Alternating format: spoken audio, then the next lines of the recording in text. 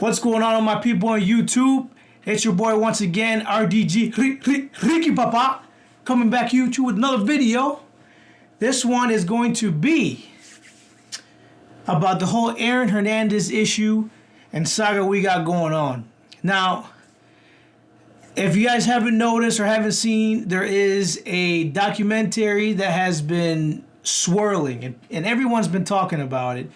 It's the Aaron Hernandez video. It's Inside the Mind of Aaron Hernandez. It goes in depth from the beginning of his times, and it kind of goes for a little bit of his past.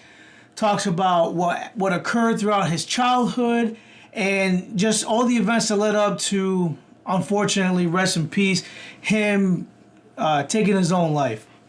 Now, Aaron Hernandez, for the sports fanatics out there, Aaron Hernandez is one of these guys. He was a very supremely talented, revolutionary player at his position. Him, along with Rob Gronkowski, bringing up with the Patriots, and that offense that him and Bill Belichick created was just marvelous. Now, he was spectacular before then. Aaron Hernandez was a physical specimen, going back to the times when he started playing football, back in the Pee-wees, back when he was younger. I mean, this guy was a towering figure. His personality was towering, and so was his physical attributes. The guy was he was incredible. I mean, to see what he did, and it's just unfortunate the way things went. As you can see, the success, like I said, he had throughout the different levels. His excellence just shined, you know. And although we have a guy in this situation that had a ton of success, like I said, at each level, there was also something, dare I say, malicious deep down that maybe, you know, when the news broke of what he has done, most of us just couldn't even believe it. I mean, we just could not even fathom a guy that seemed to have everything together, everything going in his direction, and to see it essentially just kind of crumble was just an astonishing thing within itself. Before we go further, I got my man here, Cookie Wallace. He is going to join me on here, and we're going to talk a little bit more in depth about what happened. Cookie, take it away. What's up, my people? This is my first time doing a podcast. I was invited by Ricky, and I'm happy to, discuss tonight's subject. And, some people are debating about, what's real and what's not. And, the documentary looked pretty good, I have to say. There are certain things that perhaps I did not agree with, but, just because I do not agree with, that doesn't mean I'm right or wrong. Right. But I want to start out by saying, Hernandez was, he was, like, as you stated, he was an awesome football player. He was in high school. At one point in 2007, I believe he was already asked to play at UConn University. And he was doing so good at training that they just wanted him, At his high school, he was like a god. I mean, he was like such big figure. Right. The one thing that I like, and one of the positive things that I can say, is that often what his friends said, he never picked on other kids. He was always there to support his friends. Right. And he was a player. His home life was not the greatest. I want to point out the fact that before you get into that, don't lose your train of thought. Well, like you say, he was a tremendous player, and how he did what he did there, and how he was looked at almost like a god. But you know what? That was like a family thing. That was like a family thing. His father was very big before he came in the picture. Yes, he was. You know what I mean? And his father plays a big role in his life, and bringing him up, and then actually getting him into football. But you know what? Go ahead. I didn't mean you're fine. You're correct. That's right, because we can't leave that out. His father. Thank you for bringing that up. It's like, it makes me think of, remember The Rock. How big The Rock is, and his father, his long lineage of relatives that have been in wrestling, and they have stood for the sport so tall. So you're right. His father was Mr. Football. But then his father instilled that in him, and that's what made him so good. That's why he was so good, because his father was behind him 100% all the time. He had that father figure there, and his presence to always go to practice, to try hard, work hard. And again, as you stated, without his dad, Aaron may not have been what he was. Right. But again, I want to talk a little bit about like when we talk about the upbringing, he had a brother. His brother, I believe that he did play for UConn, correct? Quarterback. I'm not sure. Did he even go pro? I can't remember that. I don't believe he did. I don't believe he did. Right. But again, Hernandez, he had a good life, but he had a good life as far as when it comes to his father being there as a figure. Once his father unfortunately died back in 2006, everything just went down. That was like the beginning of things going downhill. When you look at it, it doesn't look that way, because he goes to University of Florida after he gets done with high school. He decides not to go to UConn, where they really wanted him. That was like a family thing. Yes, that was like a family thing. Like you go to you're the Hernandezes. I mean, you go there. You know what I mean? You got to be part of your home state. Because it's Connecticut. Right. It's Connecticut. It's like if you are born within range of Duke University, if you're in that area and you are that big, you should go to Duke University. Or if it's like North Carolina, Tar Heels, Right, that plays. And in this case, he just decided, I'm going to go to Florida. And he goes away to Florida. And right away, what does he do? He wins a national title with Tim Tebow and the rest, Urban Meyer and the rest of the Gators. Now, you're talking about again talent. Not just him, but you added his talent to this team that was already so good, with somebody like Tebow and all the other players that surrounded him, and then that mastermind of Urban Meyer. Yes. And all of a sudden they win national title. The next year in 2008, he is one of the best tight ends ever to play for University of Florida. Yeah, correct. 2010, he goes pro. Now, I believe that it was somewhere around the 4th or 5th round they picked him. We're going to get into that later, right? But he gets picked around the 5th, I think it was like 5th round, I'm sorry. And he goes to the Patriots. Mm-hmm. Now, I believe that same year, they went to the Super Bowl.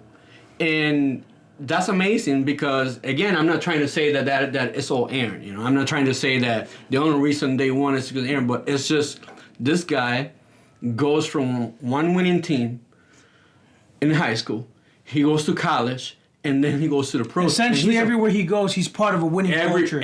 He brought up the winning culture. I mean, it was just in his blood. It was what he did, and he brought it up. Yes. So, but you know what? And that's where it's crazy for a lot of us to believe that a guy with that much success throughout his life and just so many achievements that he made, for that to be overshadowed by I want to say what started out was his childhood. You know what I mean? Yeah, right. Like, while his father, he looked up to his father, and his father was an important person and a role model in his life, he also was the reason for maybe some of his deficiencies and maybe some of the issues he battled and he encountered while he was young. Right, correct. Right, I agree with you on that, yeah, definitely. And like when he was a child, that there was, reports, and his brother says in the documentary that he believes that he was molested. He was, he was sexually abused. Right. His father was, as he got a little bit older, he became a drunk. Right. He would be abusive with his mother. I mean, it was very well stated by the family in the documentary. Right. So, I mean, that really, believe it or not, and there's scientific proof to back it up nowadays, that stuff really fucks you up when you're a child bringing up. Right. I mean, it really affects the developmental stages of people coming up. And who knows what Aaron Hernandez did? Maybe this was hiding and it just never came about till he got older in adult life. But, a lot of different people, they use different ways to cope and to hide the pain. And I believe this is a guy that was troubled. He was really troubled, and it seemed like he handled success well, but he may have had his demons still. A lot of people that have not that to touch on what you're saying. Another thing that I have noticed, doing research is that a lot of the people that suffer from mental illnesses, they tend to do some type of a drug. In this case, Aaron Hernandez, he smoked weed, and that's true. and I'm not saying that that's something bad. All I'm trying to say is that the way he did it, it was like someone that smoked cigarettes constantly. Yeah, he chain smoked it. He chain smoked it. So he did it because he wanted his persona to be totally different. Maybe more relaxed, more chill. And obviously that's why they do it. But what I'm trying to say is that obviously that kind of like points out a red flag. After we look at the documentary, after we find out everything that happened, we say, something is wrong when he is smoking that much weed. And again, as you stated, there was something malicious in him. I don't know, because I'm not God. I don't know exactly what went wrong, but we know that there was some kind of trauma on his head, because some of the things that he was doing, by day you're a hero, but by night you're not. And as you saw on TV, there were times when he did like with the Latino community, and he went and he did good things, and then all of a sudden you see him on a club where where he's walking out.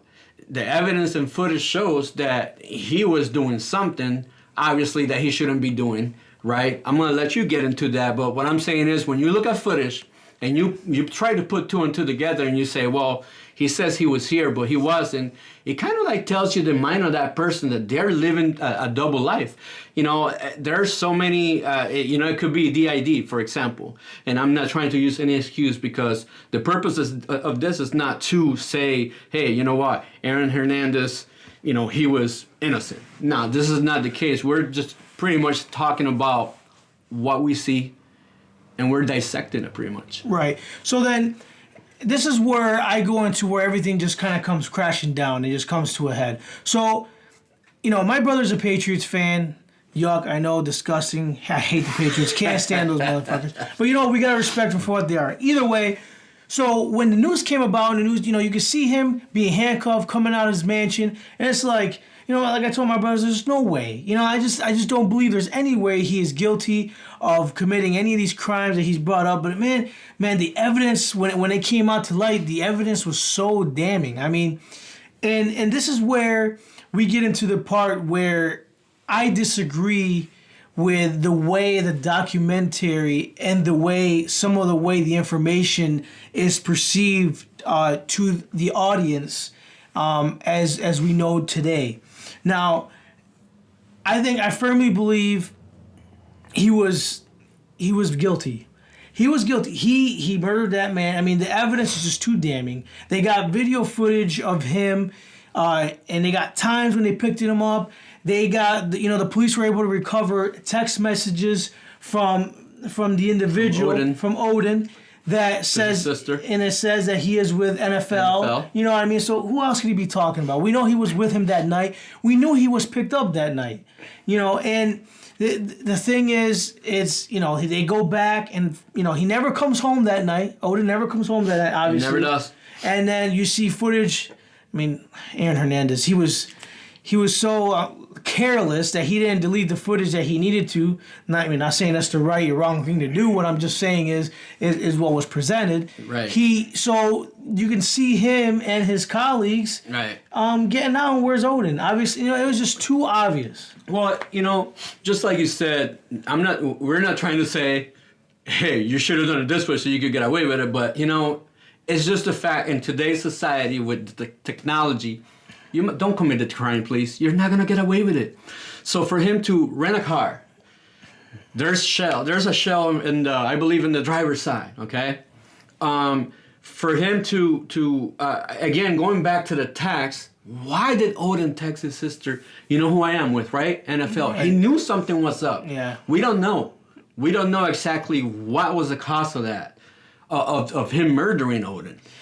But I would love to know, because he says, you know who I am? She says, NFL. He never came back that night. That innocent man died. And this man, Hernandez, he's so careless that he leaves shells in the car.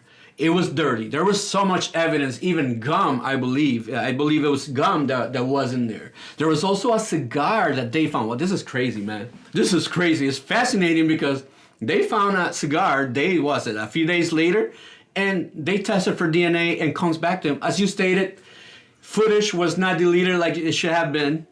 And it's like, what are you thinking? This right here contributes to what we were talking about, the mental. Yeah, and exactly. So then we'll piggyback off of that. So later on in the documentary, well, at the simultaneously they're talking about. So he was on trial for a double murder, apparent drive-by that occurred of two Hispanic men that he was later acquitted of. It was. The stories were too inconsistent with the bad influences he was hanging out with at the time. Right, correct. But before that, he was convicted. There was enough damning evidence to convict him of that murder of Odin. So with that, in the same sense, here is in conclusion the whole reason why we are making this video today. I do not agree with.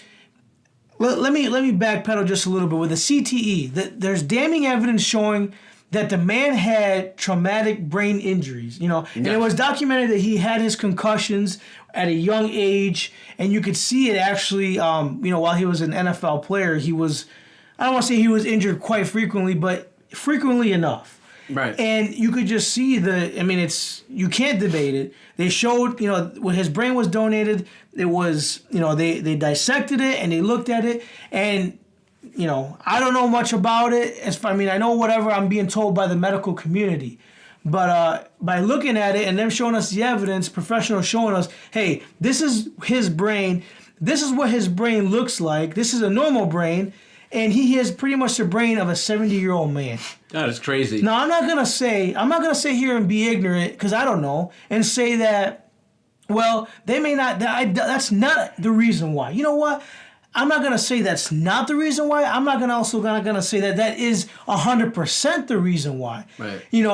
Definitely that clouded his judgment. CTE is an injury. It's always been around, but it's never been diagnosed up until recently. And it is, as we've seen, of people, Junior Seau, murdering himself because he just couldn't live with it. These guys are just suffering with these brain injuries. It definitely may have clouded his judgment, right? Yes. But, man, I just feel like the real reason is the guy was just not right in the head. And, I think it goes beyond the brain injury. I just think it had to do with his upkeeping, his unfortunate circumstances, and I just think he was mentally ill. He had anger issues at times, and I think it showed through with his actions. Yeah, I agree with you. I want to throw in there, now that you mentioned that, I want to throw in there. I know that we're concluding this, but I wanted to say, going back to when he was a child, his father, again, was abusive to his mom. Who knows what happened. Aaron saw all that. Plus, as soon as his father died in 2006, his hero dies. This is his man. Think about your sensei. Think about your master. Every day you wake up and he guides you and he trains you every day. And for years he trains you, and all of a sudden one day he's not there. What do? His mom ends up with his cousin's man, brings him home. And Aaron is broken about it. He's so broken that he moves in with the cousin. So much so that he makes her the new mother figure. He makes her the new mother figure. And then I wanted to throw back when one of the footage where he's talking on the phone with his mom. He says, I am a mess. I'm not gonna use the explicit language, but he says, I am a mess because of you. I should get out. I wish, if I could punch you if I got out of here, he says. And it shows his mentality. He was traumatized by this. I agree with you, because he was already showing signs. When he was down in Florida, he punched that manager. He was drinking at the age of 17, and he didn't have money to pay for the drink, so instead of trying to find a way of doing it, he punched the guy. So he was showing signs of a little bit of violence. Right. Yeah, exactly. And then I think the last point I want to bring in which I definitely do not agree with, and it was documented. Listen, they came out and they said it, and it's been controversial. Is the sexuality thing. Aaron Hernandez's sexuality. Okay, so I think what the documentary tries to do is, and this is what my biggest issue is, they try to wrap around and they try to sum it all up into saying, well, while he may have had his issues bringing up, we feel like CTE played a big role in him making the decisions he made. And then in conclusion, towards the very end, they want to wrap around and say, well, his quarterback from high school wants to come out and say that they had a relationship when they were younger.